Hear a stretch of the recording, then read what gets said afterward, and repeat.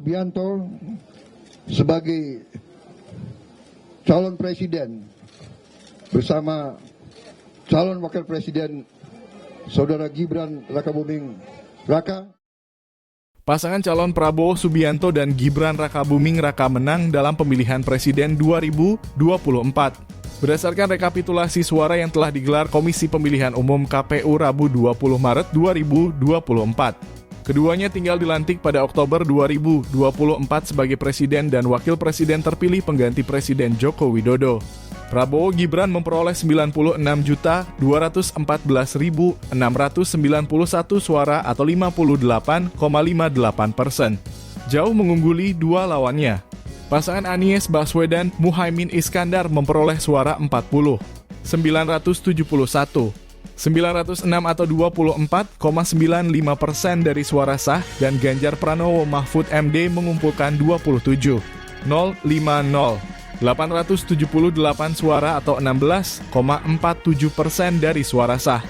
Pemenangkan Pilpres 2024 satu putaran itu pun telah menggariskan rencana kerja dan kebijakan-kebijakan di sektor perekonomian mulai 2025. Kebijakan itu telah dituangkan dalam dokumen visi misinya yang berjudul Bersama Indonesia Maju setebal 77 halaman. Serta di sejumlah kesempatan juga keduanya kerap memberikan bocoran. Yang pertama, memisahkan Ditjen Pajak dari Kemenkeu demi tambah penerimaan. Prabowo Gibran menganggap pendirian Badan Penerimaan Negara BPN merupakan bentuk terobosan konkret sebagai upaya meningkatkan penerimaan negara dari dalam negeri. Melalui badan itu, mereka menargetkan rasio penerimaan negara terhadap produk domestik bruto PDB sebesar 23%. Pendirian Badan Penerimaan Negara ditargetkan meningkatkan rasio penerimaan negara terhadap produk domestik bruto PDB mencapai 23%, sebagaimana tertulis dalam dokumen visi misi itu pada halaman 27. BPN akan terdiri dari lembaga negara yang selama ini fokus mengumpulkan penerimaan negara seperti Direktorat Jenderal Pajak. Ditjen Pajak atau DJP selama ini berada di bawah Kementerian Keuangan. Oleh sebab itu, ketika dimasukkan ke BPN akan dipisahkan dari instansi tersebut. Prabowo Gibran menganggap pendirian Badan Penerimaan Negara BPN merupakan bentuk terobosan konkret sebagai upaya meningkatkan penerimaan negara dari dalam negeri. Melalui badan itu, mereka menargetkan rasio penerimaan negara terhadap produk domestik bruto sebesar 23%. Yang kedua, bagi-bagi makan siang gratis untuk anak sekolah mulai 2025. Makan siang gratis adalah program andalan kedua pasangan itu saat mencalonkan diri sebagai peserta Pilpres 2024. Program makan siang itu diiringi dengan susu gratis yang juga dibagikan untuk anak sekolah dan pesantren, serta bantuan gizi untuk anak balita dan ibu hamil. Memang benar program saya adalah makan siang untuk anak-anak Indonesia. Kenapa hampir 25% tidak makan pagi tiap hari, kata Prabowo dalam keterangan tertulis. Program ini menyasar 82,9 juta siswa dengan kebutuhan anggaran 450 triliun rupiah per tahun. Pada tahap awal, program ini akan difokuskan untuk daerah tertinggal, terdepan, dan terluar atau yang biasa disebut 3T. Per anak akan mendapatkan jatah makan siang senilai Rp15.000 di luar susu.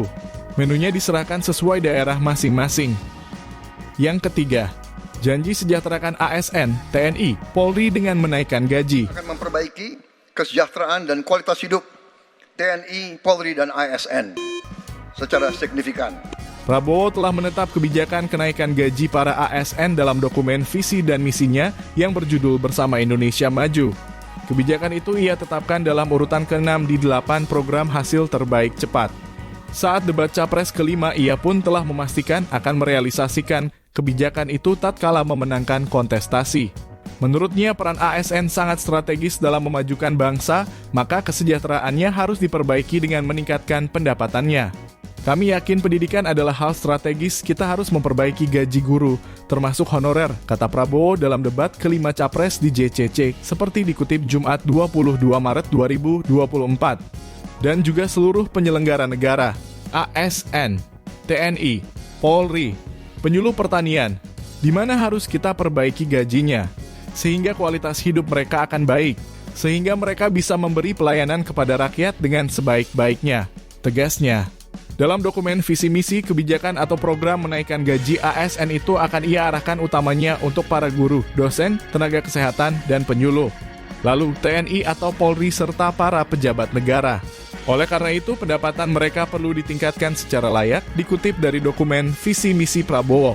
Kebijakan penggajian diarahkan pada upah minimum Provinsi UMP dengan rentang gaji tertinggi mengacu pada jabatan profesional, meski pelaksanaan dilakukan bertahap sesuai kemampuan keuangan negara.